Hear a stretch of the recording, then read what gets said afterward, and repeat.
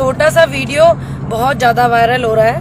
पहले तो मैं आपका परिचय करा दूं, हमारे प्रभारी गौतम बुद्ध नगर लोकसभा से सुधीर पारा सर जी हैं और ये हमारे बीच में आए हुए हैं सुधीर पारा सर जी। और ये हमारे बीच में दिनेश अवाना जी, हमारी टीम, नमस्कार। हमारी टीम और हमारे परिवार के सदस्य। और ये हमारा भाई बहुत यंग और बहुत ज्यादा मेहनत करता है कांग्रेस परिवार के लिए, गौरव। और एक वीडियो है, थोड़ा सा दिखा देती हूँ, उस विषय में फिर बाद में चर्चा करी जाएंगी। कहते हैं ना कि जब दम नहीं है तो क्यों कूदते हैं, ऐसी ऐसी स्कीम लेकर के आते हैं, क्यों इस तरीके की बातें करते हैं। ये सिर्फ महज एक चर्चे में बने रहने का, लोगों को गुमराह करने का जो विषय इन्होंने चला रखा है, उस विषय में कुछ थोड़ी सी आज चर्चा कर लेते हैं आपके और मेरे साथ में। आप ये बताएं, आप झंडे की क्या बात है, पहले तो वो बताइए। तो बोले झंडा ले लो, झंडा मैं नहीं लेना चाहता, जब मैंने राशन लेना है, मेरे पास पैसे ही नहीं है। अब मैंने कहीं 10-20 बंदों से माफी मांगे, बोले भाई हमारी मजदूरी लगी है, मैं पैसे कहाँ से लाऊंगा। तीसरे एतराज था, उनसे हमने कहा अभी 20 रुपए का झंडा सरकार के ऊपर से ऑर्डर है, तुम्हारे को तो पैसे जमा करवाने पड़ेगा। हम तो उन्होंने कहा अभी मगर जो 20 रुपए का झंडा नहीं लेगा तो उसको कैसे करे, उनको राशन नहीं दो। उनको को सरकार क्या आदेश है साहब? हमारे इंस्पेक्टर साहब है जो ऊपर बैठे हमारे, क्या कहा उन्होंने कहा ये झंडा जरूरी है, जो राशन ले रहे हैं उनके लिए झंडा जरूरी है, 20 रुपए का झंडा। जो नहीं लेगा उसको नहीं मिलेगा राशन। हाँ, उनको कह दो भी आपको राशन नहीं मिला, झंडा दे। आपको तिरंगा झंडा लेना पड़ा, मजबूरी में लेना पड़ा। चटवा राशन कार्ड पर चटवा का गई, पूरे पैसे लेकर आए थे हम, 125 लेवाई हमारे राशन के, वहाँ पूरे लेकर आए यू राशन पर लिख रहे क्या 20 रुपये भाई फेर देंगे मिलने पर, 20 रुपए देने पड़ेंगे। हाँ देने पड़ेंगे। अरे इसका 5 किलो राशन कार्ड दिए थे, मेरा झंडा दिया ही 5 किलो राशन कार्ड दिखा देना। आपके पास 20 रुपए नहीं थे झंडे देने के? हाँ पैसे नहीं थे मेरे पास, ये झंडा दे दिया, अभी 5 किलो राशन कार्ड किए इसने। मैं गवर्नमेंट को ये कह रही हूँ, जैसे झंडे के लिए अब घर घर में ऐलान कर रहे हैं, रोजगार के लिए आप ऐलान करें ना, कोई भी बेरोजगार रहेगा ही। देखिए, झंडा जो इन्होंने पूरे देश में ऐलान तो कर दिया कि हर घर झंडा, लोग झंडा लेकर के कुछ लोग घूम रहे हैं लेकिन उनके पास घर नहीं है, ऐसा भी माहौल आपको देखने को सभी को मिला होगा। लेकिन यहाँ पर जो डीलर है, राशन डीलर, वो बोल रहे कि ऊपर से सरकार के आदेश है, हमारे इंस्पेक्टर के आदेश है, क्योंकि डीलरों को भी ये लोग परेशान करते हैं, तभी जाकर डीलर दबाव बनाते हैं। अब एक महिला 5 किलो राशन, उसके लिए कितना मायने रखता है। हेलो ममता जी, हेलो राम भाई, हेलो, कैसे हैं अनुज भाई? मैं बिल्कुल अच्छी हूँ। ये देखिए, ये 20 रुपए जो है किसी के लिए कितने महत्व रखते हैं। जब तुम्हारी इतनी हैसियत ही नहीं थी तो तुम क्यों इस तरीके की बयानबाजी करते हो, क्यों तुम इस तरीके की चीजें चलाते हो? तुम्हें नहीं पता 20 रुपए की कीमत क्या है, लेकिन उस गरीब आदमी को पता है कि 20 रुपए की कीमत क्या है, क्योंकि तुम लोगों के शटर बंद होकर भी काम चलते हैं, इन गरीबों के नहीं चलते हैं। ऐसे ही बहुत सारे तमाम लोग हैं जो परेशान है।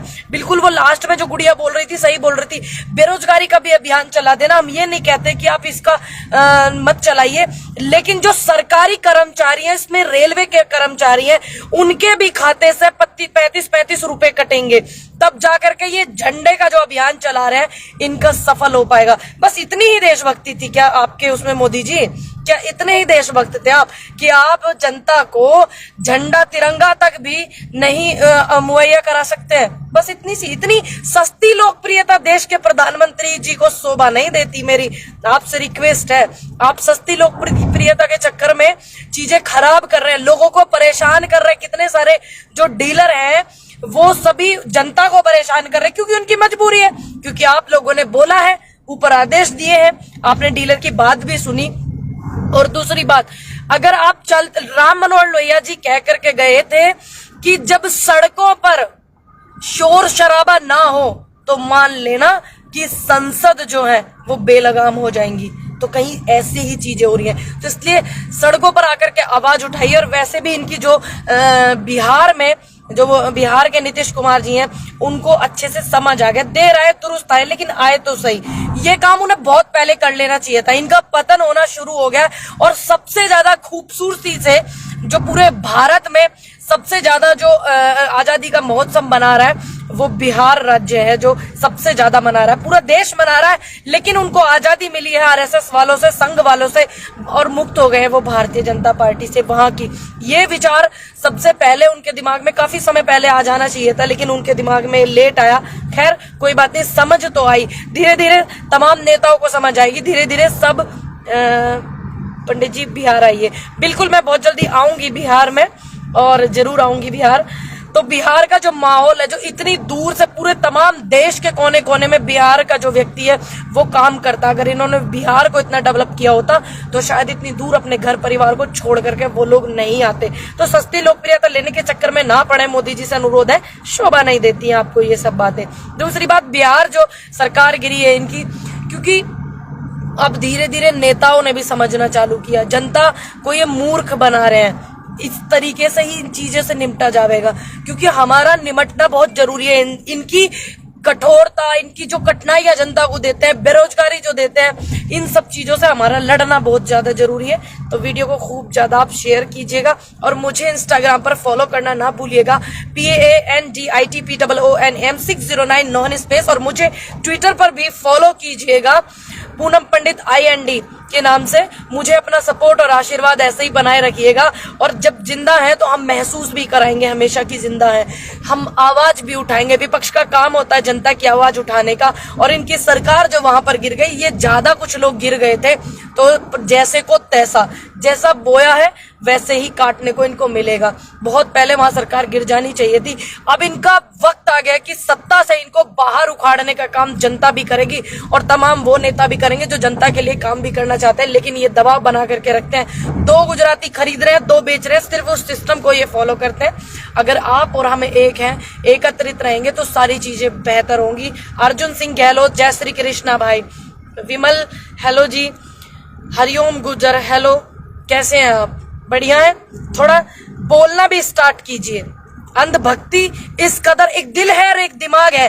मानते हैं कि आप दिल में किसी को बसाते हैं, लेकिन दिमाग से भी थोड़ा तर्क इस्तेमाल कीजिए। आप देखिए आपका देश किस दिशा में जा रहा है। सभी से अनुरोध है कि वीडियो को खूब ज्यादा शेयर करें। आप लोग कुछ बोलना चाहेंगे? देखिए, जिस तरीके से ये तिरंगा की जो बात चल रही है, ये गवर्नमेंट को अपनी तरफ से देना चाहिए, लोगों पर बोझ नहीं बनाने की बात करनी चाहिए। सरकार की अगर कोई नीति योजना इस तरीके की है तो तिरंगा ठीक है, आप घर घर पर पहुंचाना चाह रहे हो, तो कुछ लोग ऐसे हैं कि सक्षम नहीं है, उन पर आप प्रेशर ना डालें, इस तरीके की बात कर रहे हैं। ये सबको मुफ्त में दिए जाने चाहिए। क्यों इसमें राशन डीलर लोगों पर प्रेशर जमा रहे हैं? क्यों रेलवे के अधिकारियों से, रेलवे के लोगों से क्यों इसके पैसे काटे जा रहे हैं? ये गवर्नमेंट के पास बहुत पैसा है, तो इनको ये करना चाहिए, सबको देखना चाहिए, समझना चाहिए।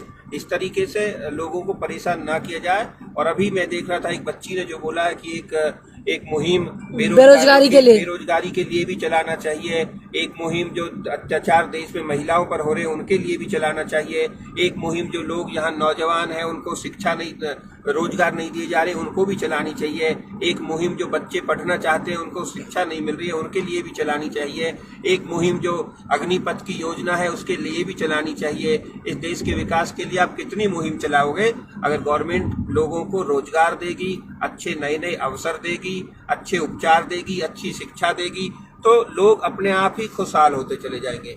लेकिन बड़े दुर्भाग्य की बात है कि जिस तरीके से ये तानाशाही, जो हिटलर शाही जो चल रही है, ये बिल्कुल गलत है। इसका सुधार होना चाहिए और देश की जनता को किसी भी कीमत पर परेशान ना किया जाए। गवर्नमेंट लोगों तक तिरंगा पहुंचाए, और तिरंगा तो देश के हर नागरिक अपने दिल में लहराता है, अपने घर पर फहराता है, और इस तिरंगे के लिए तो जी रहे हैं, इस तिरंगे के लिए बढ़ना है, लड़ना है, आगे करना है, इस तिरंगे को कभी झुकने नहीं देना है। और इस तिरंगे की तो बात कर कर अब आप दूसरे लोग राजनीति कर रहे हैं तो गलत बात है। ये हमारे हर हिंदुस्तानी के दिल और दिमाग में इस तिरंगे की कदर है, और इस तिरंगे को अपने से हमेशा ऊंचा और बुलंद हम लोग रखेंगे। जय हिंद, जय कांग्रेस। और जो बहुत सारे तमाम ऐसे नेता हैं, एक वो महिला थी ना प्रवक्ता बीजेपी की, जिसकी वजह से हमारे देश की छवि भी खराब हुई, और श्रीकांत जैसे तमाम नेता, सेंगर जैसे जो नेता हैं, और जो भारतीय जनता पार्टी के जो कुछ नेता ऐसे हैं प्रवक्ता बनते हैं जो बेलगाम हो गए हैं, उनकी जितनी प्रॉपर्टी है उसको सभी को दान करके बेच करके देश के एक एक नागरिक के घर तिरंगा पहुंचाने का काम सरकार करे, गरीबों को परेशान ना करे और ऐसी सस्ती लोकप्रियता के चक्कर में ना पड़े तो ज्यादा बेहतर होगा। क्योंकि आपकी इतनी सस्ती लोकप्रियता और इतना आपका जो राष्ट्रवाद दिख रहा है, झलक रहा है, सिर्फ आपकी इस छोटी हरकत की वजह से वो जाहिर हो गया कि आप कितना राष्ट्रवाद दिल में रखते हैं और कितना नहीं रखते हैं। आपको राजनीति से मतलब है, आपको किसी से कोई लेना देना नहीं है। जितने तमाम नेता जो बेलगाम हो गए हैं, इनके सत्ताधारी पार्टी के प्रवक्ता बेलगाम हो गए हैं, उनकी प्रॉपर्टी को बेच करके गरीबों में दान करना चाहिए और उनको तिरंगे दिलवाने चाहिए, अगर आपको इतना ज्यादा देश से प्यार है तो। तब तक आप अपना ध्यान रखिएगा। जय जवान, जय किसान, नमस्कार, जय हिंद, जय भारत।